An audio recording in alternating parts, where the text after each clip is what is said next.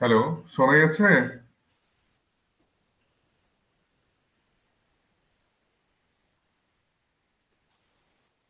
শুনতে পাচ্ছ?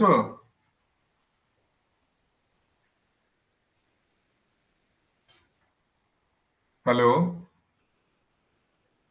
সুরজিৎ শুনতে পাচ্ছ কি? শোনা যাচ্ছে স্যার, শোনা শাকিল যাচ্ছে। শাকিল শুনতে পাচ্ছ? আচ্ছা বেশ, তো আজকে ক্লাসটা শুরু করছি আমি। আজকে ফান্ডামেন্টাল ওয়ান নিয়ে আলোচনা হবে। আমি স্ক্রিনটা শেয়ার করছি আগে। দেখো, স্ক্রিনটা শেয়ার করলাম। Enter screen. হুম, শেয়ার করে দিলাম। দেখো, স্ক্রিনটা দেখা যাচ্ছে? হ্যাঁ স্যার, দেখা যাচ্ছে। বেশ, তো আজকে ফান্ডামেন্টাল ওয়ান বেসিক কিছু কনসেপ্ট দেওয়া হবে কম্পিউটারে। তো সেটা আমি স্লাইড শোটা অন করলাম। আশা করি দেখা যাচ্ছে পরিষ্কার। আচ্ছা, খাতা থাকলে খাতা পেন নিয়ে যারা লেখা লিখে নাও। তো আমি ক্লাসটা শুরু করছি আজকে। তো ফান্ডামেন্টাল ওয়ান মেনলি কম্পিউটারের বেসিক কিছু কনসেপ্ট নিয়ে তোমাদেরকে জানতে হবে, কারণ বেসিক কনসেপ্ট যদি তোমার না থাকে তাহলে কিন্তু যতই কম্পিউটার তুমি প্র্যাকটিক্যালি বেশি জানো, কিন্তু এই ধারণাগুলো যদি না থাকে তাহলে কিন্তু অনেকটাই অজানা থেকে যায়। তাছাড়া এখান থেকে অনেক প্রশ্ন আসবে, শর্ট কোশ্চেন গুলো এখান থেকে অনেকটাই আসবে। তো সেই জন্য এগুলো ক্লাসগুলো তোমাদেরকে করতে হবে। অনেকে কিন্তু স্কিপ করছো, কেউ ক্লাস করছো না। তো সবাইকে বলবো তারা অনলাইনে যেন আসো, এবং এখানে আমাদের যে ও কানেক্টে ক্লাসটা হচ্ছে এইটার কিন্তু গুরুত্ব আছে। ও কানেক্টে তোমরা অনেকেই ক্লাস করো না, হয়তো আমি ভিডিওটা দিয়ে দিই বলে তোমরা পরে দেখে নাও, কিন্তু সেটা করবে না।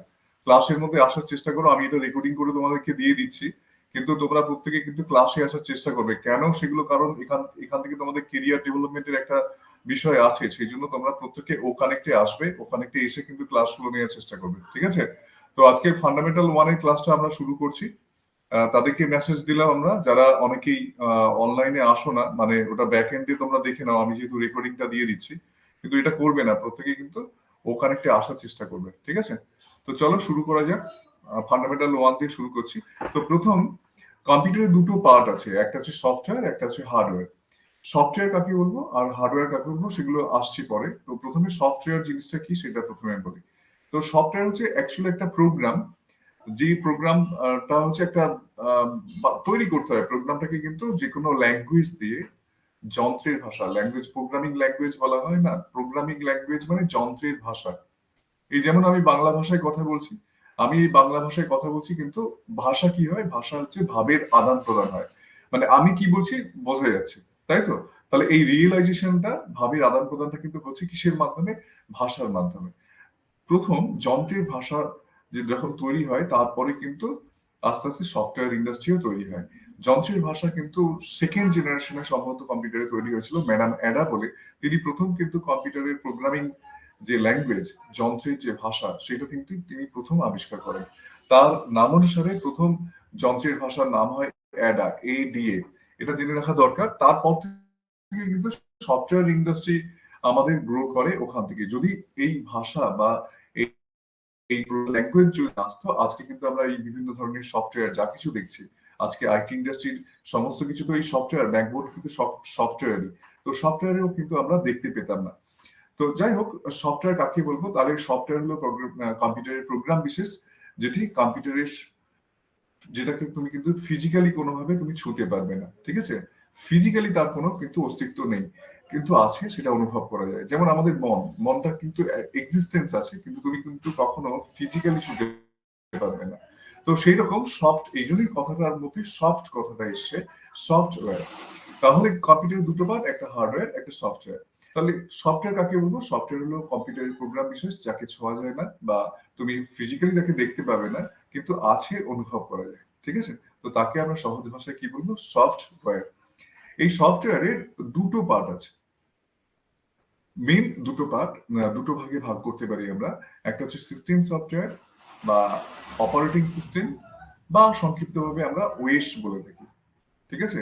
সিস্টেম সফটওয়্যার, অপারেটিং সিস্টেম, অথবা ওএস, সংক্ষিপ্তভাবে আমরা ওএস বলে থাকি। আরেকটা হচ্ছে অ্যাপ্লিকেশন সফটওয়্যার। অ্যাপ্লিকেশন সফটওয়্যারকে সংক্ষিপ্তভাবে আমরা বলে থাকি অ্যাপস।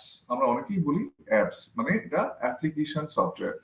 তাহলে সফটওয়্যার মেইনলি দুটো ভাগে ভাগ করা আছে, একটা সিস্টেম সফটওয়্যার, অপারেটিং সিস্টেম বা সংক্ষিপ্তভাবে আমরা ওএস বলে থাকি। আরেকটা হচ্ছে অ্যাপ্লিকেশন সফটওয়্যার বা অ্যাপস, ঠিক আছে? সিস্টেম সফটওয়্যার, অপারেটিং সিস্টেম বা ওএস, আরেকটা হচ্ছে অ্যাপ্লিকেশন সফটওয়্যার বা অ্যাপস বলে থাকি, ঠিক আছে? তো সেরকম ভাবে হার্ডওয়্যার আমরা কাকে বলবো? হার্ডওয়্যার। হার্ডওয়্যার মানে যাকে আমরা কম্পিউটার যন্ত্র বা যন্ত্রাংশ যেগুলোকে আমরা বা যাকে আমরা ফিজিক্যালি স্পর্শ করে ছুঁয়ে দেখতে পারি, যার নির্দিষ্ট কোনো অবয়ব থাকতে পারে, তো তাকে আমরা বলবো হার্ডওয়্যার। আমাদের যেমন শরীরে হাত পা নাক মুখ আমাদের আছে, তো এগুলো আমাদের বলতে পারি হার্ডওয়্যার।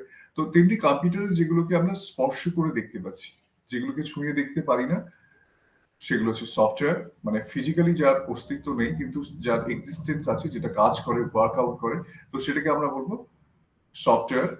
যেটা প্রোগ্রামিং ল্যাঙ্গুয়েজের সাহায্যে বানানো হয়, যন্ত্রের ভাষার সাহায্যে বানানো হয়, ঠিক আছে? আর হার্ডওয়্যারটা কি? হার্ডওয়্যারটা হচ্ছে ফিজিক্যাল এক্সিস্টেন্স, কম্পিউটারের যেটা ফিজিক্যাল পার্ট, যাকে তুমি ছুঁয়ে স্পর্শ করে দেখতে পারবে, যেমন মনিটর, কিবোর্ড বা এর ভেতরে থাকা যন্ত্রাংশ যেগুলোকে তুমি ছুঁয়ে স্পর্শ করে দেখতে পাচ্ছ, ঠিক আছে? তাকে সহজ ভাষায় আমরা বলবো হার্ডওয়্যার, ঠিক আছে? তো দেখো এখানে কতগুলো ছবি তোমরা দেখতে পাচ্ছ। যেমন এই যে ছবিটা, এটা হচ্ছে তোমার প্রিন্টারের ছবি। এই ছবিটা হচ্ছে তোমার সিপিইউ বক্স বা আমরা বক্স বলে থাকি, বা এটার মধ্যে কিন্তু তোমার ক্যাবিনেটও বলে থাকি আমরা অনেক ক্ষেত্রে। এটার মধ্যে কিন্তু আমাদের মেন ডেস্কটপ যে কম্পিউটার আছে তার সমস্ত পার্টস গুলো এর মধ্যে থাকে। আর এই হচ্ছে মনিটর। মনিটর তো বিভিন্ন রকম এখন চলে এসেছে, এলইডি মনিটর, এলসিডি মনিটর, এগুলো তো পুরনো হয়ে গেছে। এখন এলইডি মনিটর আমরা, যেটা একদম থিন পাতলা যে মনিটর গুলো আমরা দেখতে পাই, এগুলো সিআরটি মনিটর পুরনো ছিল, এখন সেই জায়গায় রিপ্লেসমেন্ট হয়ে গেছে, আরো টেকনোলজি হাই হয়ে গেছে। পাতলা মনিটর আমরা এখন দেখতে পাই এলইডি মনিটর। এটা তো কিবোর্ড দেখতে পাচ্ছ, তো এটা স্ক্যানার দেখতে পাচ্ছ, এটা ডিভিডি রাইটার বা রিরাইটেবল ডিভিডি বলতে পারো। তো এটাও কিন্তু এখন অবসোলেট হয়ে গেছে, থাকে অনেক সময় কম্পিউটারের, পুরোনো কম্পিউটারে এগুলো থাকে। তো এগুলো এখন অবসোলেট, যেহেতু এখন পেন ড্রাইভ চলে এসেছে, এখন পেন ড্রাইভটা ইউজ হচ্ছে, সেই জন্য এটা অনেকটাই অবসোলেট হয়ে গেছে।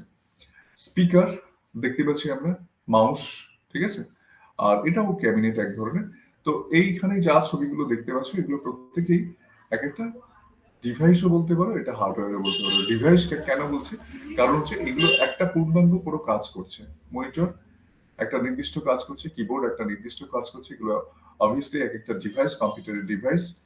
আর এইগুলোকে আমরা হার্ডওয়্যারও অবশ্যই, এটা সঙ্গে সঙ্গে একটা হার্ডওয়্যারও বটে, হার্ডওয়্যারও আমরা বলে থাকি, ঠিক আছে? তো এরপরে ফার্মওয়্যার। ফার্মওয়্যার কাকে বলবো? হার্ডওয়্যার আর সফটওয়্যার যখন একটা সংমিশ্রণ হয়ে যায়, সংকর হয়ে যায়, তখন আমরা তাকে বলতে পারি ফার্মওয়্যার। মানে তার মধ্যে, ফার্মওয়্যারের মধ্যে একটা সফটওয়্যারের বৈশিষ্ট্য বর্তমান, আবার একটা হার্ডওয়্যারের বৈশিষ্ট্য বর্তমান। যখন দুটো বৈশিষ্ট্য একই সঙ্গে থাকে, তখন তাকে বলা হবে ফার্মওয়্যার। প্রশ্ন আসতে পারে, তোমাকে যদি বলে যে একটা ফার্মওয়্যারের উদাহরণ দাও, তখন তোমাকে বলতে হবে বায়োস। বায়োসের ফুল ফর্ম হচ্ছে basic input output system. Basic input output system, বায়োসের ফুল ফর্ম কি? Basic input output system, BIOS, ঠিক আছে? এই যে লেখা আছে, এগুলো ফুল ফর্ম গুলো লিখে নেবে, আমি গ্রুপে দিয়ে দিচ্ছি, গ্রুপ থেকে কিন্তু লিখে নেবে। Basic input output system. এই বায়োসটা কোথায় দেয়া থাকে? মাদারবোর্ডের সঙ্গে বায়োসটা দেয়া থাকে। বায়োসটা কি করে? মিনিমাম যখন ম্যানুফ্যাকচারিং কোম্পানি গুলো মাদারবোর্ড গুলো বানায়, তার মধ্যে কিন্তু বায়োসটা দিয়ে দেয়।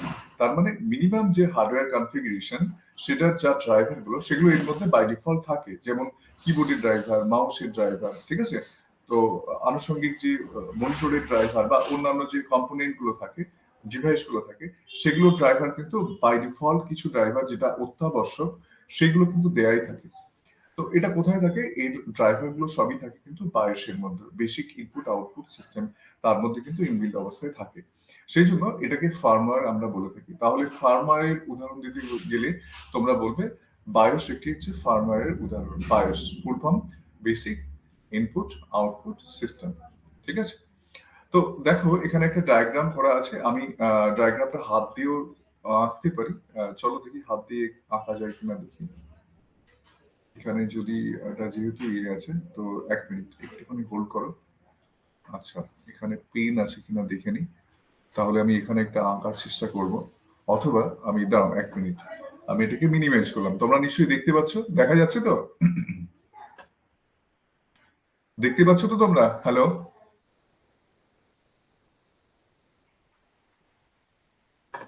বলছি দেখতে পাচ্ছ তো?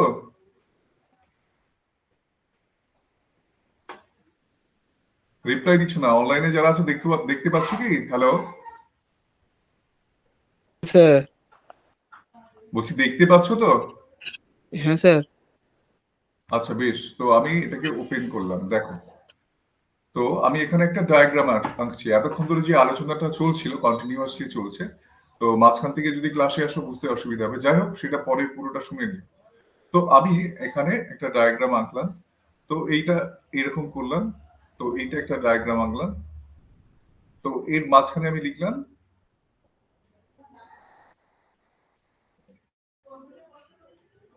HW, মানে হার্ডওয়্যার। তারপরে একটা সার্কেল আঁকলাম।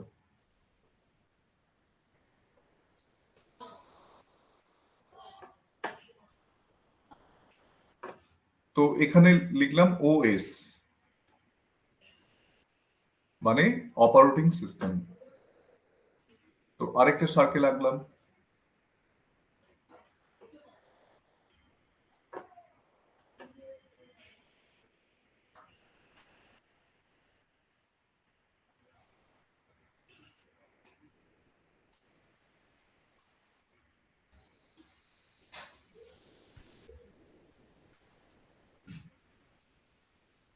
ঠিক আছে, অ্যাপস বা অ্যাপ্লিকেশন সফটওয়্যার।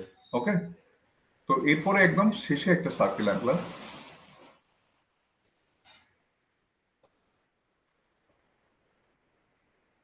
তো এখানে ইউজার বা আমরা যারা ব্যবহার করছি, USER,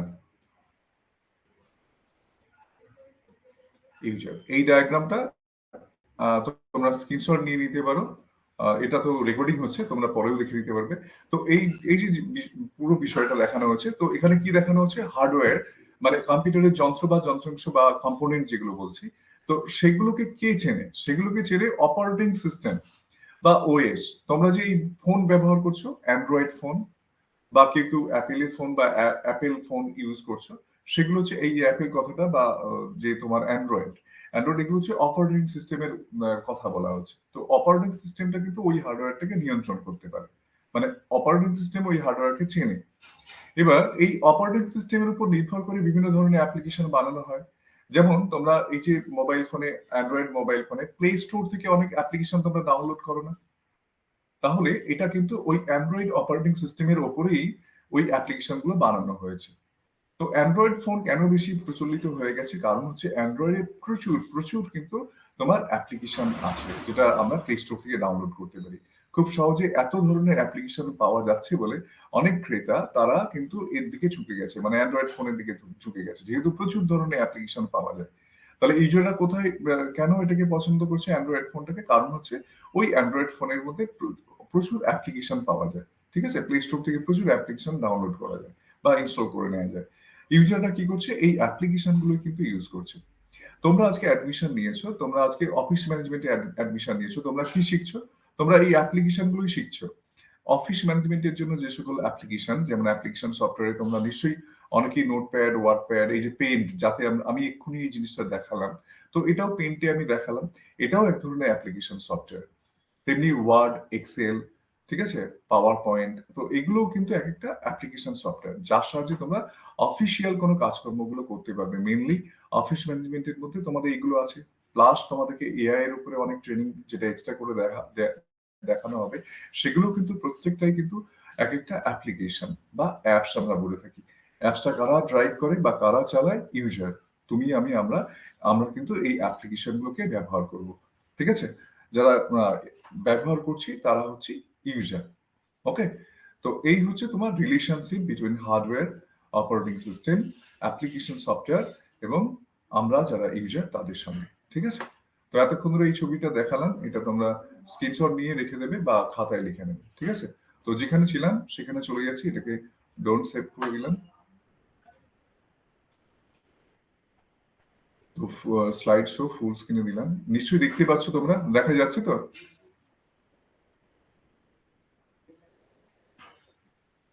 আচ্ছা, এবার ডিভাইস কাকে বলবে?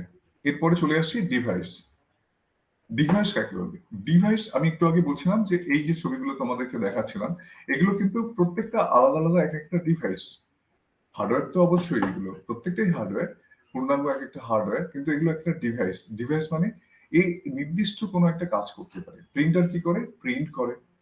মনিটর কি করে? আমরা কি কাজ হচ্ছে সেটাকে আমরা দেখতে পাচ্ছি। কিবোর্ড কি করে? কিবোর্ড আমাদের ইনস্ট্রাকশন গুলো নেয়, আমাদের কাছ থেকে কোনো কি প্রেস করলে কি হবে না হবে, বা আমাদের কাছ থেকে অ্যালফাবেট গুলো সেগুলো নিচ্ছে। আর নেয়ার কাজটা কি করে? ইনপুটের কাজটা করে কি এই কিবোর্ড করে। মাউস, এই যে আমি মুভ করছি, মুভমেন্ট, মাউস পয়েন্টারটাকে মুভমেন্ট করছে। তো এই ধরনের সমস্ত, যেমন স্পিকার কি করে? যে সাউন্ডটাকে আউটপুট করছে, ঠিক আছে, সাউন্ডটাকে আমাদেরকে এক্সপোজ করছে স্পিকার। তো এই ধরনের কাজগুলো, প্রত্যেকটা ডিভাইসের কাজগুলো কিন্তু আলাদা আলাদা, ঠিক আছে, একটা নির্দিষ্ট কোনো কাজ করে। এটা অবশ্যই একটা হার্ডওয়্যার, এবং কম্পিউটারের সঙ্গে থেকে কম্পিউটারের কোনো নির্দিষ্ট কাজ করে, তাকে বলা হচ্ছে ডিভাইস। এবার ডিভাইসকে দুটো ভাগে ভাগ করা আছে, একটা হচ্ছে ইনপুট ডিভাইস আর একটা হচ্ছে আউটপুট ডিভাইস। তোমরা দেখতে পাচ্ছ কি? হ্যালো? হ্যাঁ স্যার, দেখা যাচ্ছে, বলুন। বেশ, এবার input device, output device. Input device কাকে বলবে? আউটপুট ডিভাইস কাকে বলবে? ইনপুট ডিভাইস কাকে বলবে? যে ডিভাইসগুলো কোনো ইনস্ট্রাকশন বা ইনফরমেশন গ্রহণ করে তোমার কাছ থেকে, তাহলে সেগুলো কি বলবে? Input device. মানে কম্পিউটার যেখান থেকে কোনো তথ্য বা ইনফরমেশন নেয়, বা তুমি যেখানে দাও, তাহলে সেটাই হবে ইনপুট ডিভাইস। যেমন কিবোর্ড থেকে তুমি কি কোনো ইনফরমেশন, ইনস্ট্রাকশন দিচ্ছ কম্পিউটারকে, তাহলে কিবোর্ড হয়ে যাবে একটা ইনপুট ডিভাইস, ঠিক আছে। সোজা কথা, তুমি যেখান থেকে কোনো ইনফরমেশন দিচ্ছ কম্পিউটারকে, সেটাই তার ইনপুট ডিভাইস হবে কম্পিউটারে। যেমন কি, মাউস থেকে কি করছি? মাউস থেকে আমি যে মুভ করছি, মাউস পয়েন্টারটাকে মুভ করছি, তাহলে ইনস্ট্রাকশন দিচ্ছি, তাহলে মাউস হয়ে যাবে কি একটা ইনপুট ডিভাইস। আর যেখান থেকে কম্পিউটার কোনো ইনফরমেশন বা ইনস্ট্রাকশন আমাদেরকে দিচ্ছে, সেটা হবে আউটপুট ডিভাইস। যেমন প্রিন্টার থেকে প্রিন্ট হচ্ছে, মনিটর থেকে আমরা কোনো কিছু দেখতে পাচ্ছি ভেতরে কি কাজকর্ম চলছে। তো এই সমস্ত কিছু গুলো হয়ে যাবে আউটপুট ডিভাইস, ঠিক আছে। তো প্রথমে ইনপুট ডিভাইস গুলো নিয়ে আলোচনা করব। ইনপুট ডিভাইস কাকে বলবে সেটাও তোমাদেরকে বললাম। যে ডিভাইস থেকে কম্পিউটার কোনো তথ্য বা ইনফরমেশন গ্রহণ করে, তো তাকে তুমি বলবে ইনপুট ডিভাইস। যেমন ইনপুট ডিভাইসের মধ্যে মাউস আছে, ঠিক আছে, মাউস একটা ইনপুট ডিভাইস। তো এই মাউস ডিভাইসের মধ্যে অনেক রকম কোয়ালিটি আছে। সেটা, এটা কতটা ডট পার ইঞ্চি সাপোর্ট করে সেটার উপরে ডিপিআই বলা হয়, কতটা রেজলিউশন সাপোর্ট করে তার উপরে মাউসের কোয়ালিটি নির্ভর করে। একই মাউস অনেক দাম হতে পারে, দামি হতে পারে, ঠিক আছে। তো এখন এই যে মাউসগুলো আমরা ইউজ করি, এগুলো সবই কিন্তু অপটিক্যাল মাউস বলা হয়। অপটিক্যাল টেকনোলজি যেটা, সেটা স্ক্রল বা বল মাউস, এটা কিন্তু এখন আর নেই, এখন আর চলে না। এখন সবই কিন্তু, যেগুলো আমরা ইউজ করছি সবই কিন্তু অপটিক্যাল মাউস বলা হয়, ঠিক আছে। তো এর কোয়ালিটি নির্ভর করে কিসের উপরে? এর কোয়ালিটিটা নির্ভর করে ডিপিআই বা ডট পার ইঞ্চে কতটা রেজলিউশন সাপোর্ট করে সেটার উপরে। ওকে, এবার চলে আসি কিবোর্ডে। তো কিবোর্ড দেখো, এখানে অনেকগুলো কিবোর্ড তোমরা দেখতে পাচ্ছ। এটা নর্মাল কিবোর্ডের একটা ছবি। এর কি এর সংখ্যা প্রায় 84টা থাকে। আর অ্যাডভান্স কিবোর্ড বা এনহ্যান্স কিবোর্ড বা মাল্টিমিডিয়া কিবোর্ড গুলো নিচে দেখতে পাচ্ছ। এগুলো গেমিং কিবোর্ড অনেক সময় বলা হয়। এগুলো কি মাল্টিমিডিয়া বা এনহ্যান্স কিবোর্ড বলে থাকি। তো এখানে কি এর সংখ্যা বা কিবোর্ডের সংখ্যা কিন্তু অনেক বেশি থাকে, প্রায় 84টারও বেশি বা 104-এরও বেশি কিবোর্ড কি থাকে, ঠিক আছে। তো এগুলোকে এনহ্যান্স বা মাল্টিমিডিয়া কিবোর্ড বলা হয়। ওকে, তাহলে কিবোর্ড কাকে বলছি সেটা বললাম। মানে কিবোর্ড ইনপুট ডিভাইসের মধ্যে পড়ছে, এবং কিবোর্ডের দুরকম ক্লাসিফিকেশন আছে। একটা নর্মাল কিবোর্ড, এই যে উপরে কি এর সংখ্যা বলে দিলাম 84টি, আর তার উত্তর থেকে বেশি হলে 104 বা 104-এর বেশি হলে, তখন সেগুলোকে তুমি মাল্টিমিডিয়া বা এনহ্যান্স কিবোর্ড বলবে আর কি। তো ঠিক আছে, তো এই দুভাবে আমরা কিবোর্ড মার্কেট থেকে পেতে পারি। তো এবার চলে আসি ট্র্যাক বল। এটাও কিন্তু একটা ইনপুট ডিভাইস। ট্র্যাক বলটা কি? ট্র্যাক বলটা হচ্ছে গেম খেলার জন্য বিশেষ এক ধরনের ইনপুট ডিভাইস। বিভিন্ন ধরনের গেমের জন্য, মজা নেওয়ার জন্য বিভিন্ন রকম এই ধরনের ট্র্যাক বল বানানো হয়। দেখো, দেখেই বুঝতে পারবে যে বিভিন্ন রকমের এগুলো দেখতে।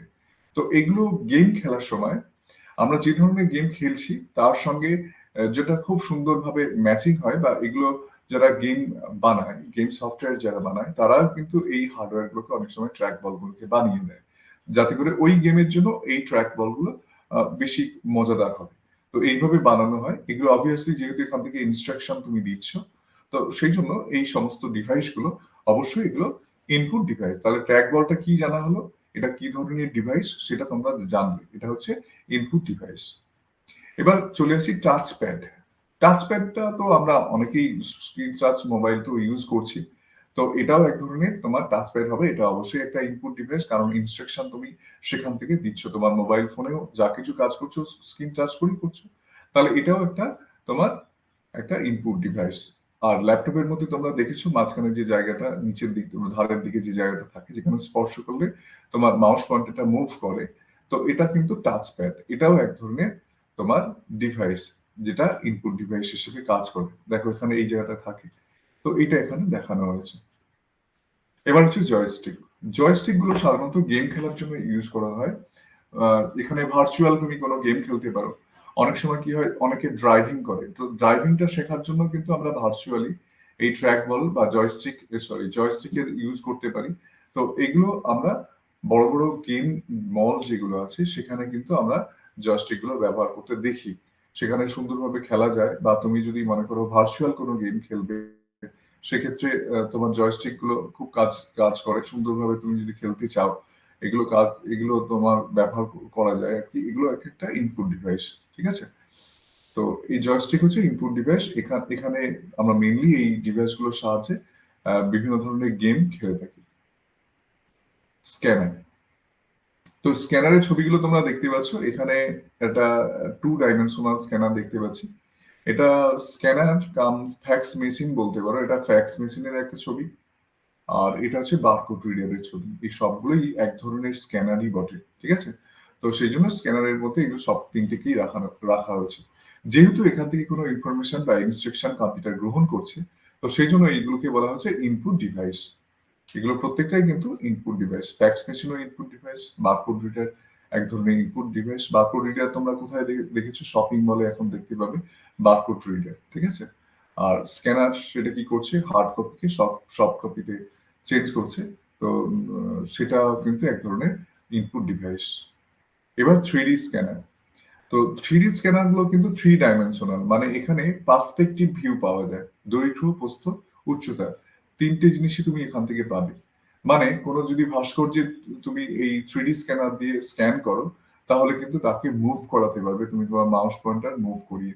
তার মানে তার সমস্ত দিকের ছবিও তুমি কিন্তু নিতে পারো। মানে এটাকে পার্সপেক্টিভ ভিউ বলা হয়। এটা একটা টার্ম, একটা কথা, যেটা 3D স্ক্যানারের সাহায্যে সম্ভব। কিন্তু 2D তে তুমি কি পাবে? শুধুমাত্র দৈর্ঘ্য এবং প্রস্থ, ঠিক আছে? তাহলে 2D মানে দৈর্ঘ্য এবং প্রস্থ, আর কিছুই পাবে না। তো এখানে যে ছবিগুলো দেখতে পাচ্ছ সব ছবিগুলো কিন্তু 2D, ঠিক আছে? তো 3D স্ক্যানার দিয়ে যদি তুমি কোনো কিছু ছবি তোলো, মানে কোনো বস্তুর ছবি নাও, তাহলে তার কি হবে? পার্সপেক্টিভ ভিউ, মানে আমরা যেমন বাস্তবিক দেখতে পাই, সেরকমই তার পেছনে সামনে সব দিকটাই তুমি কিন্তু ঘুরিয়ে ঘুরিয়ে দেখতে পারো আর কি। তো সেটাই হচ্ছে 3D স্ক্যানার। তো এই ধরনের স্ক্যানার গুলোকে আমরা কি কি বলবো? এগুলো সবই ইনপুট ডিভাইস। এই ধরনের স্ক্যানার গুলো সাধারণত বিভিন্ন ধরনের অবজেক্ট গুলোকে পার্সপেক্টিভ ভিউ গুলো সমেত চাই, মানে দৈর্ঘ্য, প্রস্থ, উচ্চতা, এই তিনটে জিনিসই তুমি কিন্তু রেকর্ড করে নিতে পারো তোমার কম্পিউটারে, ঠিক আছে? পার্সপেক্টিভ ভিউটা তুমি পাবে 3D স্ক্যানারের সাহায্যে। ওকে, তো এবার হচ্ছে বারকোড রিডার। তো বারকোড রিডারও এক ধরনের স্ক্যানার অবভিয়াসলি। তো এটাও কিন্তু ইনপুট ডিভাইস। তোমরা শপিং মলে গিয়ে দেখেছো বারকোড, তো দেখেছো এই যে বারকোড গুলো বিভিন্ন প্রোডাক্টের গায়ে দেয়া থাকে। এগুলো প্রত্যেকটা প্রোডাক্টের একটা ইউনিক ভ্যালু থাকে, সেইটা কোম্পানি তার গায়ে সেটে দেয়। সেটাই হচ্ছে বারকোড। আর এই বারকোড রিডারের সাহায্যে তোমরা ওই শপিং মল থেকে যখন কোনো প্রোডাক্ট কেনা হচ্ছে, তার দাম, তার মূল্য, তার সমস্ত কিছু নোটিফিকেশন এর মধ্যে দেয়াই থাকে বারকোড হিসেবে। তো সেটা সঙ্গে সঙ্গে তোমার ওই বারকোড রিডার যারা রিড করে দিচ্ছে, সেখান থেকে কিন্তু সে ডিটেক্ট করছে, এবং কম্পিউটারে তার দাম থেকে শুরু করে সমস্ত কিছু নোট হয়ে যাচ্ছে। এবং সেখান থেকে সেই শপিং মল থেকে কোন প্রোডাক্ট কতটা কমে গেছে সেটাও কিন্তু ইনফরমেশন ইনস্ট্যান্টলি চলে যাচ্ছে সঙ্গে সঙ্গে। আবার সেই মানে শপিং মলের কোম্পানি যাদের আছে, তারা কিন্তু মাল অটোমেটিক্যালি দিয়ে যাচ্ছে, কারণ হচ্ছে তারা বুঝতে পারছে যে এই মালটা শেষ হয়ে গেছে। তো এইভাবে বারকোড রিডার কিন্তু কাজ করে, ঠিক আছে? আর এই বারকোড রিডার যেগুলো, সেগুলো হচ্ছে তোমার পুরোপুরি ইনপুট ডিভাইস, যেহেতু এখান থেকে তথ্য বা ইনফরমেশন কম্পিউটারে প্রেরণ করা হচ্ছে বা দিচ্ছ তুমি, ঠিক আছে? তাহলে এটাও একটা input device. Magnetic data entry, এই জিনিসটা এখন আর নেই। তোমরা পুরনো টেপ রেকর্ডার অনেকে দেখেছো। তো এই ধরনের যেগুলো এখন তুমি যদি দেখো যে তোমার এটিএম কার্ডের মধ্যে কালো একটা টেপ থাকে, মানে কালো একটা স্পট থাকে, যেটা তোমাকে এটিএম কার্ডের সঙ্গে সেটে দেওয়া থাকে, সেখানে ব্যাংকের বিভিন্ন ইনফরমেশন থাকে। তো সেটাও কিন্তু একটা ম্যাগনেটিক ডাটা স্টোরেজ বলতে পারো। তো এগুলো এখন অবসলেট হয়ে গেছে, তবে কিছু কিছু ক্ষেত্রে এখনো ব্যবহার হয়। যেমন তোমার ওই বললাম যে এটিএম এর ক্ষেত্রে দেখবে কালো একটা পটি মতো থাকে, তো সেখানে বিভিন্ন ইনফরমেশন থাকে, তো ওটা কিন্তু একটা ম্যাগনেটিক ডেটার একটা জায়গা, ঠিক আছে। তো এগুলো অবসলেট, এখন চলে না। তো যাই হোক, তবু জেনে রাখো এই যে ম্যাগনেটিক স্ট্রিপ যেগুলো, এইগুলোকে বলা হচ্ছে যে কালো কালো দেখতে পাচ্ছ বা এই যে, তো এইটার মধ্যে কিন্তু তোমার এই যে কার্ডের এই অংশটা, এখানে কিন্তু তথ্যগুলো থাকে। এটা যখন সোয়াপ করো তখন কিন্তু ওই কার্ডের যে বিভিন্ন ইনফরমেশন, যে ব্যাংকের যে ইনফরমেশন, সেই অনুযায়ী কিন্তু তোমার ওই তথ্য থেকে তোমার সমস্ত কিছু, যে টাকা তুমি ট্রানজেকশন করছো সেটা ওখান থেকেই চলে যাবে, এক মানে ম্যাচ করিয়ে তুমি যে টাকাটা পেমেন্ট করতে চাও সেটা কিউ করলেই ওই টাকাটা তোমার ওই ব্যাংক থেকে কেটে যাবে। তো এই হচ্ছে তোমার ম্যাগনেটিক স্ট্রিপ, এগুলো এক ধরনের ইনপুট ডিভাইসের মধ্যে পড়ছে। ডিজিটাল ক্যামেরা, তোমরা ছবি তুলছো, তোমার মোবাইল ফোন থেকে ছবি তুলছো, বা তোমার আলাদা করে ডিজিটাল ক্যামেরা আছে তোমার, সেখান থেকে ছবি তুলছো। তাহলে এই ছবিগুলো তোলা হয়ে গেলে পর যখন তুমি কম্পিউটারের মধ্যে নিচ্ছ, তো তখন তোমার ওই ডিজিটাল ক্যামেরাটা কিন্তু একটা ইনপুট ডিভাইস হিসেবে কাজ করছে, ঠিক আছে। ওয়েব ক্যামেরা, তো ডিজিটাল ক্যামেরা বা ওয়েব ক্যামেরার মধ্যে তফাৎটা কি আছে? ওয়েব ক্যামেরাটা সাধারণত ভিডিও কনফারেন্সিং এর জন্য ইউজ করা হয়, ঠিক আছে। তোমরা এখন ল্যাপটপের মধ্যেও দেখতে পাবে ওপরের দিকে ছোট্ট একটা ক্যামেরা আছে, আর তোমাদের মোবাইল ফোনের ফ্রন্টের দিকে একটা ক্যামেরা থাকে, তো এটাও কিন্তু ওয়েব ক্যামেরা বলতে পারো তোমরা। কারণ হচ্ছে যখন তুমি কোনো ভিডিও কনফারেন্সিং করছো বা কারোর সঙ্গে তুমি ভিডিও কল করছো, তখন কিন্তু এই ফ্রন্ট ক্যামেরাটা অন হয়ে যায়।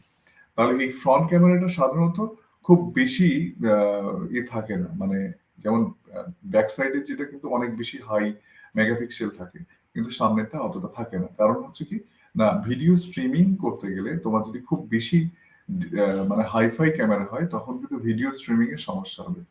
তো সেই জন্য যেহেতু অনলাইন বা ইন্টারনেটে তুমি ভিডিও কনফারেন্সিং করবে, তো সেই জন্য ওয়েব ক্যামেরা কিন্তু সেইভাবেই বানানো হয়, যাতে করে ইন্টারনেটের সাহায্যে বা ইন্টারনেটের সাহায্যে তুমি যখন ভিডিও কনফারেন্সিং করবে, তখন কিন্তু লাইভ স্ট্রিমিংটা যেন ভালো থাকে।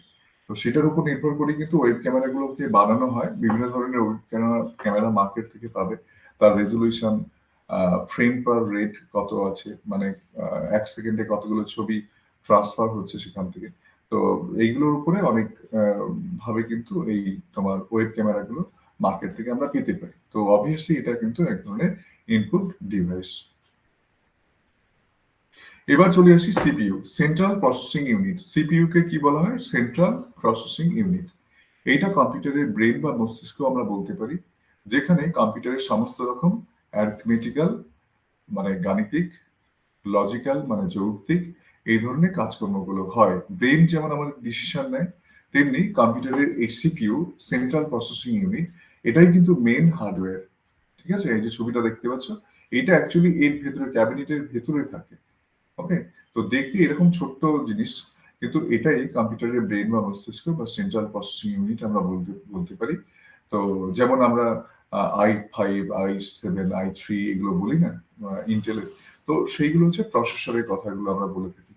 তারপরে এএমডিরও বিভিন্ন ধরনের প্রসেসর মার্কেটে আছে। তো এই প্রসেসরকেই আমরা সিপিইউ বলে থাকি, সেন্ট্রাল প্রসেসিং ইউনিট। কি করে সেটা তোমাদেরকে বললাম। এটা সব থেকে গুরুত্বপূর্ণ একটা হার্ডওয়্যার কম্পিউটারে, যেখানে কম্পিউটারের সমস্ত রকম অ্যারিথমেটিক্যাল বা গাণিতিক, লজিক্যাল বা যৌক্তিক কাজকর্ম হয়। ডিসিশন মেকিং কাজকর্মগুলো সবই কিন্তু এই সেন্ট্রাল প্রসেসিং ইউনিট বা সিপিইউ করে থাকে। এবার চলে আসি আউটপুট ডিভাইসে। এতক্ষণ ধরে কি নিয়ে আলোচনা করলাম আমরা? ইনপুট ডিভাইস নিয়ে। এবার চলে আসি আমরা আউটপুট ডিভাইস নিয়ে আলোচনা করব। তো আউটপুট ডিভাইস কাকে বলবো? বলবো যে ডিভাইসে কম্পিউটার কোনো তথ্য বা ইনফরমেশন প্রেরণ করছে, মানে যেখান থেকে আমরা কোনো তথ্য বা ইনফরমেশন পাচ্ছি বলতে পারো, তো সেটাকে আমরা বলবো আউটপুট ডিভাইস। তো এরকম আউটপুট ডিভাইস কি আছে? এই যে মনিটর, মনিটর তোমরা দেখতে পাচ্ছ, এখানে বিভিন্ন ধরনের মনিটর দেয়া আছে। প্রথমে যে মনিটরটা, এটাকে বলা হচ্ছে সিআরটি, ক্যাথোড রে টিউব। এটা অবসলিট হয়ে গেছে, এগুলো এখন আর চলে না। তারপরে দেখতে পাচ্ছ এটাকে বলা হচ্ছে এলসিডি, লিকুইড ক্রিস্টাল ডিসপ্লে। এটাও অবসলিট হয়ে গেছে, এটাও এখনো চলে না। আর এটা তারপরে দেখতে পাচ্ছ এরপরে, মানে পরপর টেকনোলজি গুলো এসেছে, এটা হচ্ছে টিএফটি, থিন ফিল্ম ট্রানজিস্টর, এটাও অবসলিউট হয়ে গেছে, এটাও এখনো চলে না। এখন যেটা চলছে সেটা হচ্ছে এলইডি, লাইট এমিটিং ডায়োড। এই ধরনের যে এলইডি গুলো আমরা দেখতে পাচ্ছি, এলইডি মনিটর, এই মনিটর গুলোই কিন্তু এখন চলছে মার্কেটে, ঠিক আছে। এইগুলো তিনটে জিনিসই অবসলিউট হয়ে গেছে। হয়তো কারো কারোর ক্ষেত্রে তুমি টিএফটি পেতে পারো বা এলসিডি মনিটর পেতেও পারো, কিন্তু এগুলো এখন আর চলে না। তো এখন এইগুলো মার্কেটে চলে এসেছে, ঠিক আছে। এলইডি বা টিএফটি এখন খুব কমই পাওয়া যায়, এখন সবই এলইডি। তাহলে মনিটর কি হবে? মনিটর একটা আউটপুট ডিভাইস, মানে এখান থেকে কোনো ইনফরমেশন পাচ্ছি আমরা, তাই না? তো সেই জন্য এটাকে আমরা বলবো আউটপুট ডিভাইস। এবার চলে আসি স্পিকার। তো স্পিকারের অনেক অনেক ডেভেলপমেন্ট হয়েছে এখন।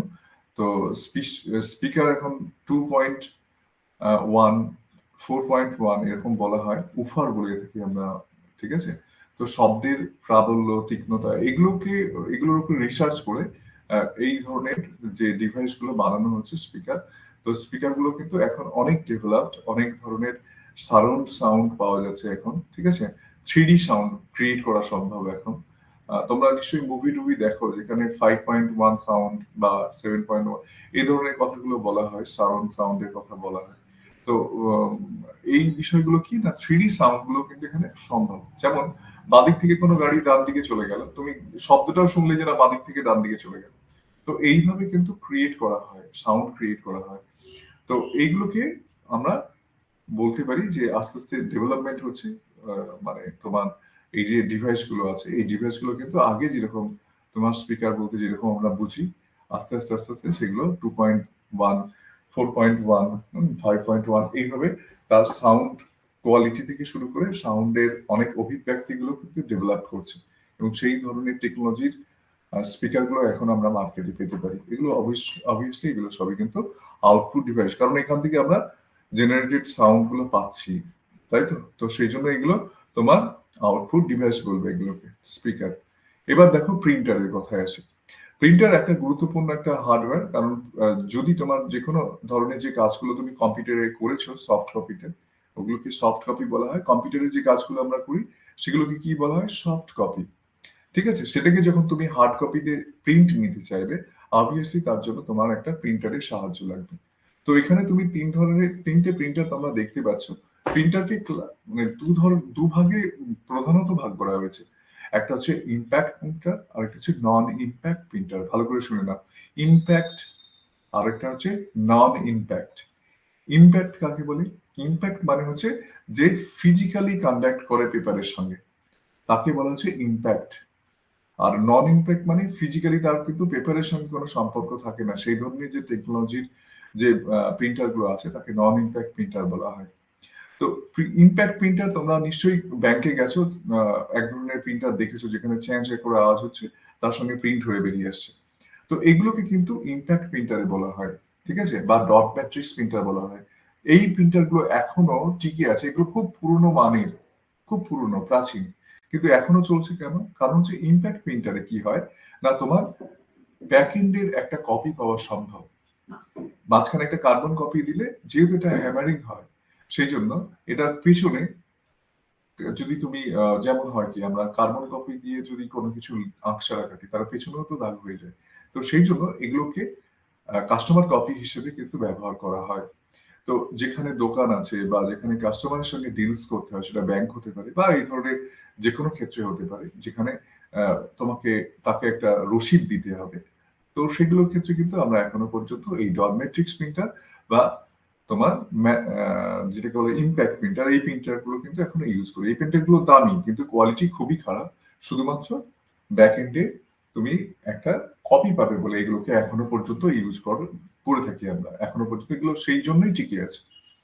তারপরে দুদিকে দুটো দেখতে পাচ্ছ, নিচের দিকে যেটা দেখতে পাচ্ছ সেটা হচ্ছে, এটাকে বলা হচ্ছে ইনজেক্ট প্রিন্টার বা ডেস্কজেট, এটাকে ডেস্কজেট প্রিন্টার বলা হয়।